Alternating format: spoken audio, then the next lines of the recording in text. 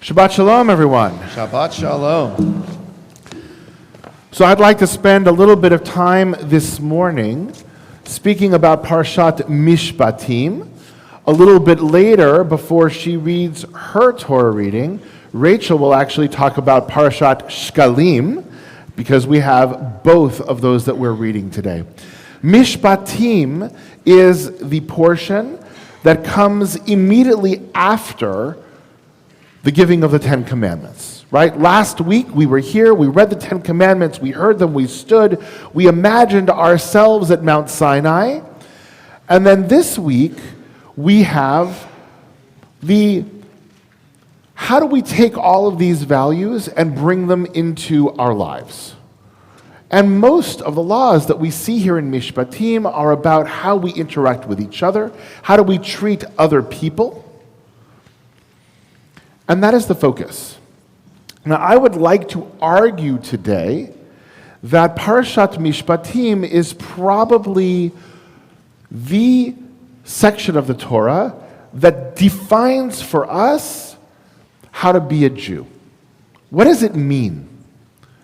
Because the rest of what we've been learning about the philosophy and the theology and the story and all of that are great underpinnings, but at some point in time we have to ask ourselves, how do we actually turn this into a daily exercise, into a daily thought process? And we actually have within this parsha one of the most famous sayings attributed to the Jewish people at Mount Sinai. And if you turn to page 478 in the larger of the red books that are in front of you, you will see that. It is Exodus chapter 24, verse 7. And going a little bit beforehand, Moses had repeated everything that he had learned. In the morning, he set up an altar. He designated some of the young men among the Israelites, and they offered their offering after receiving the Torah. And then verse 7. Then Moses took the record of the covenant and read it aloud to the people. And they said, all that the Lord has spoken, na'aseh v'nishma, we will do and we will hear. Now, the way they translated here in the English, we will faithfully do, takes away the nuance and I think the beauty of the Hebrew here. Everything that God says, we will do and we will hear. Anybody have a problem with that? Does that sound odd to anybody?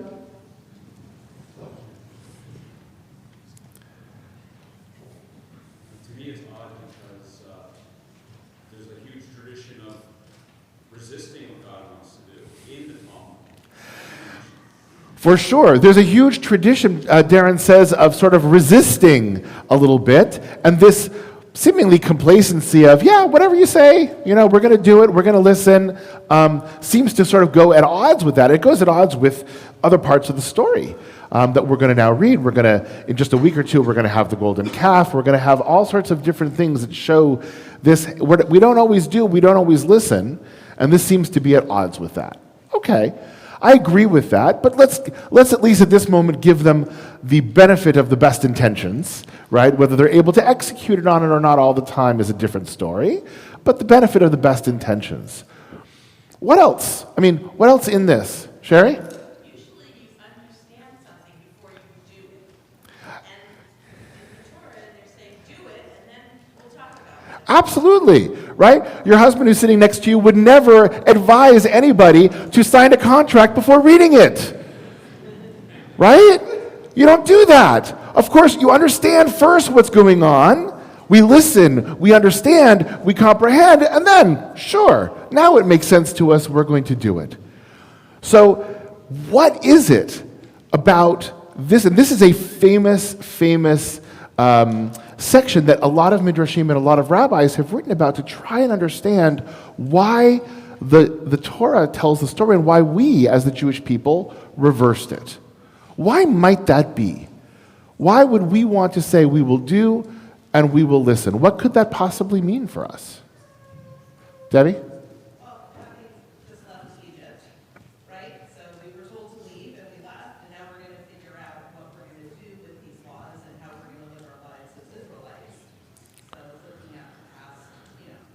So it's paralleling. I mean, we've been doing that already for a while. God said, "Get up, go." God said, put a little smear of blood on the doorpost so that you're going to be protected. We didn't ask why. We just did it, right?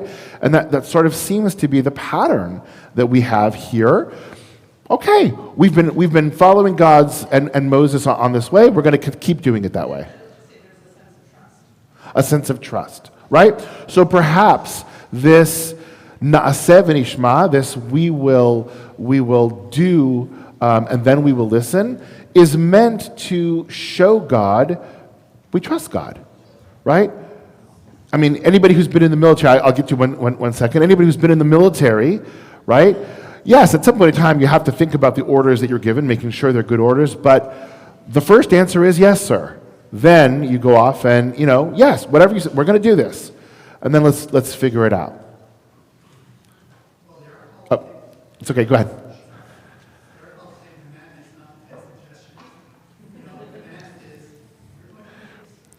So the statement was they are called the 10 Commandments, not the 10 Suggestions, which, by the way, anybody who's been in the military has heard that. They're called orders, not suggestions, right?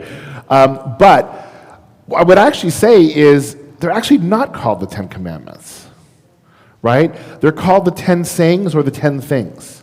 We put this idea of commandment on them, and we call them the 10 Commandments, but in the Hebrew, they are the Aseret HaDibrot, the 10 sayings, 10 utterances. And it doesn't actually talk about commandments. Yeah, go ahead, Kim.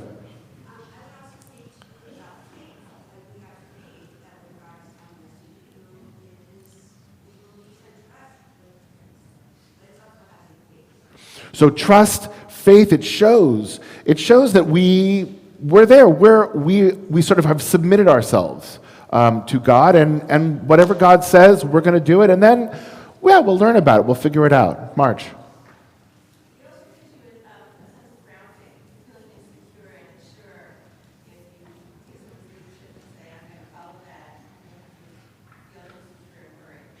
Yeah, it gives you a sense of surety and grounding to say, this is who I'm going to follow, this is what I'm going to do. And by the way, that sense of surety is on both sides, right? It's not only for the person who's asking you to do something, who will now trust that you're going to do it, but it's for yourself. That sense of surety to say, look, I know what it is that I'm supposed to do, I've got my orders, I'm going to do it. Darren. These people just came out of slavery. Mm-hmm. So did they have capacity to really, interpret, honor the father and mother, and these kinds of things? Yes. And also last week in Yitro, when they got the 10 Commandments, God uttered it all at once. And so, I'm wondering if it's just an extension of that concept that everything came out at once and it's going to take time to really understand it. Good. So Darren, you said two things that I think are really important. I'm going to do the second one first, which is that it's overwhelming. It all kind of came out all at once. And there needs to be just sort of this sense of, okay, I'm going to do it. And then later on, when I have the time, I'm going to sit back and I'm going to piece it together and I'm going to figure it out. That, I think, is really good. But the first thing you said is even better, right? This idea, hold on now, I just lost my train of thought. You said about... Oh, thank you. Just coming out of slavery. I was waiting for one of the rabbis to pick up on this, and they really don't. But I think you're right. I think that the answer that they give is the answer of a slave. It's actually not the answer, right? The answer of a free person is, I'm going to check out my contract, I'm going to decide what I'm going to do, I'm going to hire four lawyers, we're going to figure all this out, right? That's the answer of a free person. The answer of a slave, somebody who doesn't have a choice, is someone who says, all right, I'm going to sign, right? I whatever it is, I'm just going to sign. And I think the rabbis, I don't think, go in that direction because it almost casts the Israelites there in a little bit of a negative light, and I think they're really trying to show this as a positive. But I think that there's a truth to that, right? There's a reality to that of this is where the Israelites were at this moment. But let's look at some of the things that the rabbis say, because there are some great interpretations of this famous verse. Rashbam, one of the commentators, writes as follows: Na'aseh v'nishma, we will carry out what God has said already, And we are also prepared to listen to what command God will give us from here on. So Rashbam is just sort of saying, Naaseh is everything you've told us we're going to do, and we know there's going to be more coming down the road. The Nishma is not in the past, it's in the future, right? We will continue to listen to whatever it is that you will do. And I think it's a fairly straightforward reading of the text, right? But the Talmud picks up on this and takes it in a completely different direction. In Masechet Shabbat, Rabbi Elazar writes, when the Jewish people accorded presence to the declaration, we will do, over we will hear, a divine voice emerged and said to them, who revealed to my children this secret that the ministering angels use? So the Talmud is coming and saying, actually, this isn't a slave mentality, right? Actually, this isn't, a logical thing. This is a secret that somehow the Israelites figured out. It's a divine secret to say, Naaseh v'nishma, right? As it's written, bless the Lord, you angel of his, you mighty in strength, that fulfill his word, hearkening unto the voice of his word. First, the angels fulfill, and then afterward, they hearken. So we see the angels, right? This is the way that angels act. God gives a command, they do it, and then there's conversation. They listen, they further up on it. And so Rabbi Aviva Zornberg, who's a modern commentator, comes at this a little different direction. She says, at first sight, the idea of doing before hearing implies a kind of rashness or a lack of circumspection, right? That's what we're talking about. It doesn't make sense to do it that way. And Rashi actually addresses this directly. But this very rashness is called by God the secret of the angels. Implicit in this description is the idea of a modality that's generally inaccessible to human, right? That this ability to devote ourselves to something without that pause, without that, right? But to really have that faith, right, as Kim said, or that trust, as Debbie said, right, is something that we human beings struggle with. We don't do that often. We don't do that often. And we notice that we don't do it again. But this is the ideal that the Torah is setting forward. To say, wait a second, the children of Israel were in such a place that they were able to see past all of our human foibles, all of our human hesitancies that stop us from doing what we need to do and say, yeah, I'm going to do this. I'm going to move forward. I'm going to do it, and then I'm going to hear. And it's not something that we do easily, and it's not something that we can do all the time. I don't recommend doing this if you're signing a contract. I really don't, right? Go to Fred, go to any of the other lawyers that are here. They'll help you with that, okay? But when it comes to our faith, when it comes to our tradition, when it comes to the things that make us who we are as Jews, maybe there are certain things that we need to say, this is who I am, I'm going to accept that. And then spend the rest of our lives figuring it out, because that's what we do. We hear, we listen, we talk, we argue, we push, but we start from that place of, this is who I am. And to me, that's where the rubber meets the road here in terms of mishpatim. It's all about the details, and yet the philosophy behind it is one of the biggest that we have within our tradition of how to approach this, how to approach all of these commandments, all of these mitzvot that are there to actually guide us and that are there to help us. Any questions on that? And I'll end with just one last thing. It's a good opportunity to turn off your phones if you haven't already. Go ahead.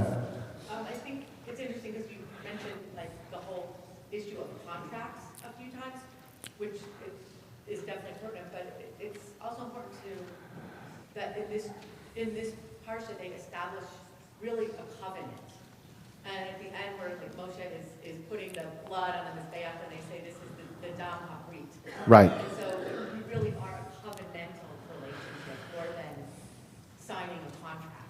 Yes. Well, a covenant is a type of a contract, right? It's an agreement. It's an agreement between two parties. And we are in this covenantal relationship, and our job in all of this are these mitzvot that we do. Which are divided into mitzvah aseh, mitzvah lo ta'aseh, which is right there doing. The mitzvahs of that we do certain things and that we don't do certain things. And that's a little bit stronger than just the intention, like, oh yeah, or a suggestion, as Mark said, it's the doing, which really is what. Correct. It's not about the belief. It's not about the philosophy. Those provide a context for our actions. You fulfilled the mitzvah when you did whatever it was. But we do. That is true. I want to leave us with just one last idea that I found very interesting. Rabbi Jonathan Sachs wrote on Parshat Mishpatim in 5776. So that is 8 years ago, 9 years ago, something like that. Six years? I don't know. 7 years ago. He writes as follows. Naseh v'nishma means we can only understand Judaism by doing it, by performing the commands and living a Jewish life. In the beginning is the deed, and only then comes the grasp, the insight, the comprehension. He's actually arguing that Judaism is running in the face of the way that we normally think about things. It's not, let's learn about everything possible that we can, and only then we do it. But the deeds themselves, the actions, lead to those beliefs, lead to that understanding. And he writes at the end, we've confined God by seeking God, but sometimes God finds us when we least expect it. That is the difference between Naaseh and Nishma.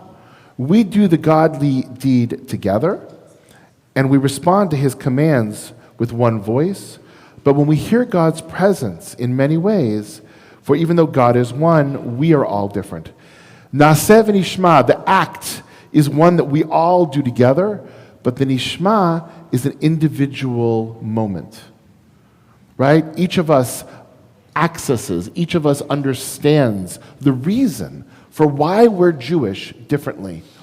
And that's the last piece, right? We can't say, oh, this is the reason, this is what we do, this is what we believe, and it doesn't fit for everybody. We all have to struggle with it. We all have to find a way to make it ours. And when we do, only then can we say nishma. Only then can we say, we've heard. Until then, we do the actions as we search, as we discover, as we ask ourselves those questions. Powerful, powerful section of this week's Torah portion. We're actually going to be reading now from the beginning of the portion, which is going to lay out many of these laws, many of these mitzvot that we have. So I'm going to invite our Torah readers to get ready. If you don't have a yad, please come up and get that as we go. I'm going to say Shabbat Shalom, everyone. We are going to begin on page 456. 456. Mara Risman is going to be our first Torah reader. David Lizabram will be our second Torah reader. Diana Lerner, number 3. Max Siegel, number 4. Sophie Herman, number 5. Andrew Sorum, number 6. Jacob Herman, number 7. And our Bat Mitzvah Rachel will be reading from the second Sefer Torah, the special Aliyah for Shabbat Shkalim. V'yazor v'yagem v'yoshel ha'chol ha'chosim bo v'nomar amen. Ha'kol ha'v'godel Eloheinu